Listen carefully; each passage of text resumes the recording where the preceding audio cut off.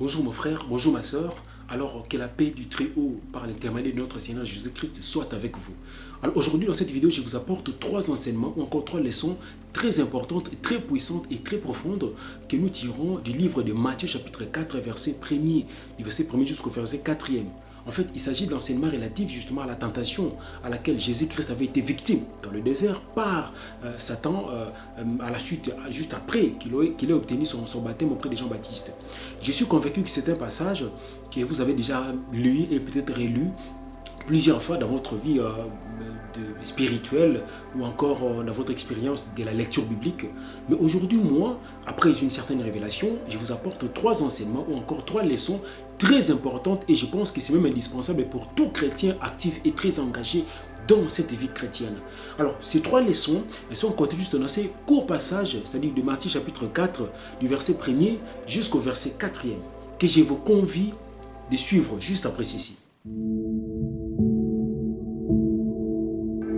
Alors comme je le disais, ça veut dire que je vous apporte trois leçons importantes contenues dans le livre de Matthieu chapitre 4 verset 1er jusqu'au verset 4e. Il s'agit de l'enseignement relatif à la tentation que Jésus avait subie dans le désert par le diable. Mais on ne va pas lire toutes les tentations parce qu'il y en avait trois. On va lire ensemble, si vous avez la Bible, je vous convie de lire avec moi ensemble le livre de Matthieu chapitre 4 du verset 1er jusqu'au verset 4. On va commencer par les premiers versets qui dit quoi? Alors Jésus fut conduit par l'Esprit dans le désert pour être tenté par le diable. Ça, c'est le verset premier. On dit que l'Esprit l'avait conduit. Après qu'il ait obtenu son baptême auprès de Jean-Baptiste, l'Esprit qui conduit Jésus-Christ dans le désert pour être tenté, c'est quel esprit? Il s'agit de l'Esprit de Dieu. C'est le Saint-Esprit. C'est-à-dire que le Saint-Esprit s'est activé en lui juste après l'obtention de son baptême. Et ce Saint-Esprit l'a conduit jusque dans le désert pour être tenté par le diable. En réalité, c'est Dieu lui-même qui l'a conduit jusque dans le désert, mais par l'intermédiaire de son Saint-Esprit qui est son moyen d'action, ou bien qui est son instrument d'action.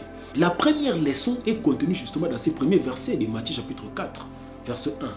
Ça veut dire le fait que Dieu peut lui-même, de façon délibérée, nous laisser subir une épreuve. Attention, Dieu ne nous met pas à l'épreuve, mais Dieu peut permettre à ce que nous soyons soumis à une épreuve qui puisse constituer par la suite un acquis ou encore une expérience qui va davantage solidifier ou renforcer notre foi. Eh bien, qu'est-ce qui nous prouve cela? C'est contenu dans le livre d'Apocalypse ou bien le livre des Révélations. Livre des Révélations ou Apocalypse, chapitre 2. Le livre d'Apocalypse, chapitre 2, verset 10, qu'est-ce que la Bible dit? Que n'aie pas peur des choses que tu es sur le point de subir. Écoute, le diable continuera de jeter quelques d'entre vous en prison pour que vous soyez pleinement mis à l'épreuve et pour que vous n'ayez pas une tribulation. Pour que vous ayez une tribulation pendant 10 jours. Montre-toi fidèle jusqu'à la mort et je te donnerai la couronne de vie. Ça veut dire que, en dépit du fait que nous soyons enfants de Dieu, Dieu peut accepter, peut laisser une porte ouverte pour que l'épreuve nous arrive. Mais lui-même, sécurisant notre âme, il peut permettre qu'une épreuve nous arrive parce que cette épreuve va constituer, comme je l'ai dit tantôt, une expérience pour nous qui va tout à fait renforcer davantage notre foi, renforcer notre crainte de Dieu, renforcer aussi notre attachement à Dieu. Parce qu'à l'issue de cette épreuve, nous allons bénéficier de plusieurs enseignements qui vont nous maintenir sur cette voie et qui vont renforcer davantage notre lien ou encore notre relation avec Dieu. Ça, c'est la première leçon que nous tirons de ces livres de Matthieu chapitre 4, verset 1er. On va lire la suite, c'est-à-dire à partir du deuxième verset, quelle dit la Bible, que après avoir jeûné 40 jours et 40 nuits, alors il eut faim.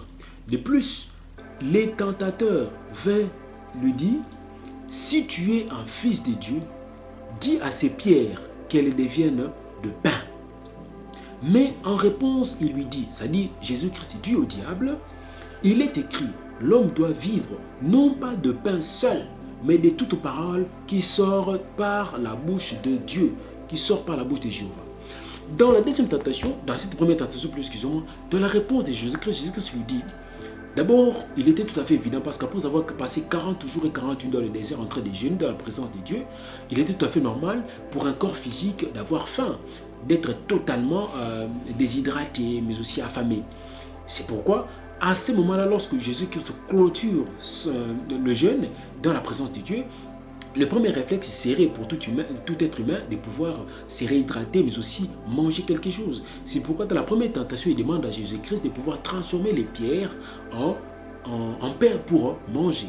En réalité, c'est un langage imagé que la Bible utilise. Il ne s'agit vraiment pas du pain. Ça veut dire que lorsqu'on parle du pain ici, on fait allusion de manière générale à la nourriture, ou bien à tout ce qui peut constituer une réponse pour la satisfaction des besoins physiques et matériels de l'homme, ou encore des besoins physiologiques comme on le dit. Donc on fait tout simplement allusion à tout ce qui est nourriture, c'est-à-dire tout ce dont le corps a besoin pour être en bonne santé, tout ce dont le corps a besoin pour se renforcer, tout ce dont le corps a besoin pour se revigorer. Maintenant, dans la réponse, il lui dit bien que l'homme doit vivre non pas du pain seul, mais de toute parole qui sort de la bouche de Dieu. Alors lorsqu'on dit non pas du pain seul, qu'est-ce que ça veut dire? C'est-à-dire que Jésus-Christ ne dit pas à Satan par la parole de Dieu que l'homme ne doit pas manger, que l'homme ne doit vivre qu'exclusivement de la parole de Dieu. Non, il dit l'homme doit vivre non pas du pain seul, mais de la parole qui sort de la bouche de Dieu. Donc la reconnaissance qu'effectivement le corps physique que nous avons, c'est un corps qui a besoin aussi de la nourriture, c'est un corps qui a besoin aussi du manger, c'est un corps qui a besoin aussi de certains éléments qui puissent satisfaire ses besoins physiologiques. Mais la parole de Dieu renforce encore cette approche lorsqu'on lit le livre de Matthieu chapitre 6. Matthieu chapitre 6 verset 32. Qu'est-ce que la Bible nous dit? Ou bien qu'est-ce que Dieu nous dit dans sa parole? Matthieu chapitre 6 verset 32, il dit ceci. On va lire Matthieu chapitre 6 verset 32. Que ne vous inquiétez donc jamais, disant qu'allons-nous manger, qu'allons-nous boire ou qu'allons-nous mettre. Verset 32 justement. Ce sont là en effet toutes les choses que les nations recherchent avidement. Car votre Père céleste sait que vous avez besoin de toutes ces choses. Ça veut dire que notre Père éternel, Dieu lui-même, il sait très bien que nous avons besoin de ça. C'est-à-dire ce corps physique, ce corps imparfait a besoin de toutes ces choses. C'est pourquoi Jésus-Christ dit, les reconnaît. Ça c'est la deuxième leçon. Ça veut dire que Dieu reconnaît qu'effectivement, par sa parole, que ce corps a besoin de la nourriture. Nous devons manger. Nous devons manger, consommer tout ce qui contient des protéines, des vitamines, c'est-à-dire pouvoir nous renforcer et nous maintenir en bonne santé. La troisième leçon que nous tirons de ces passages, c'est la dernière partie de la réponse de Jésus-Christ qui dit à Satan, qu'est-ce qu'il dit? Il dit, l'homme doit vivre non pas du pain seul, mais de toutes paroles qui sortent de la bouche de Dieu. Ça veut dire que nous devons manger parce que le corps en a besoin, mais nous devons également accorder de la priorité ou encore beaucoup d'importance et de la considération à la parole de Dieu. De même que ce corps physique a besoin de la nourriture sur le plan physique, de même que notre esprit aussi a besoin de la nourriture. Et la meilleure nourriture de notre esprit, c'est la parole de Dieu. Il n'y a que la parole de Dieu qui peut constituer la meilleure nourriture qui soit et la meilleure nourriture qui sans égal pour notre esprit.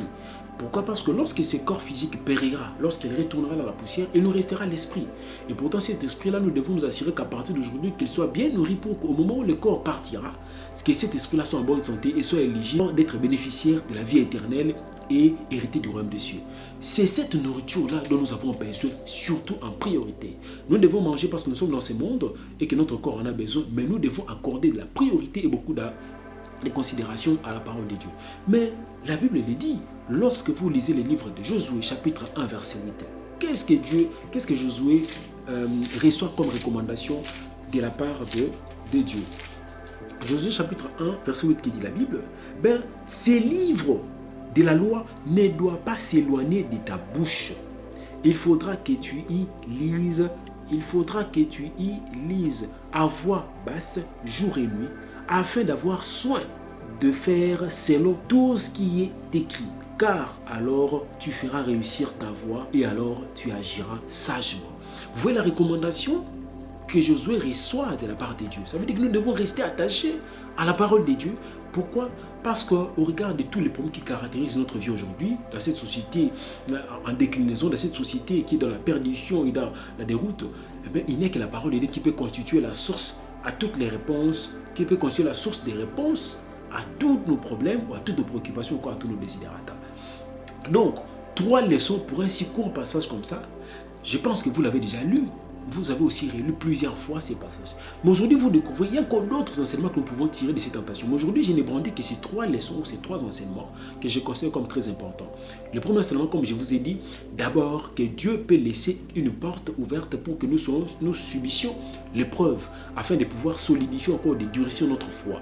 C'est comme il avait fait aussi avec Job. Il avait autorisé que Satan parce qu'il avait remis en cause l'intégrité de Job, de pouvoir tenter Job, mais de ne pas toucher à son âme.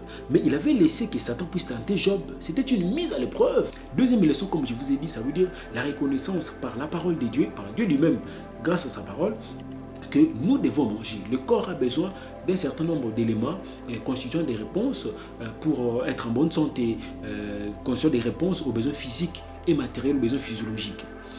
Troisième leçon, ça veut dire nous devons accorder plus d'importance et plus de considération à la parole de Dieu.